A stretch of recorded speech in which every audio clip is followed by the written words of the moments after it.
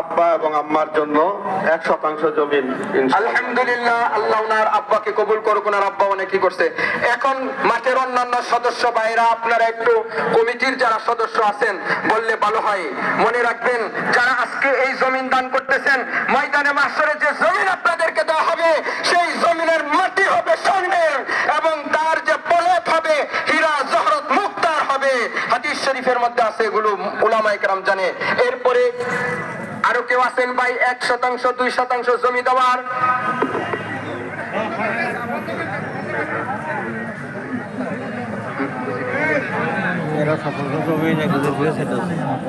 আমাদের এখানে চরসগুনা এবং আমিরটি, চারালিকান্দা আর অন্যান্য দিলালির পাড়া সহ এই এলাকাগুলিতে অনেকেই শিল্পপতি আছেন।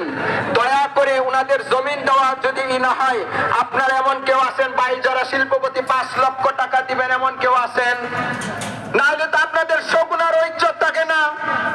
বড় ধরনের যদি দান না করেন, অন্য অন্য জায়গায় দান করতেছেন, অথচ আপনাদের এই মাটির সম্প্রসারণের জন্য আপনারা করতেছেন না, অথচ দানের ক্ষেত্রে সর্বপ্রথম হকদার হইল আপনার এলাকা। তখন তুমি চাইবে তোমার সব সম্পদ দিয়া দিতে, ওই দিন তোমার এই সম্পদ তোমার থাকবে না, তোমার কোনো কাজে আসবে না, সন্তান সন্ততিও কাজে আসবে না।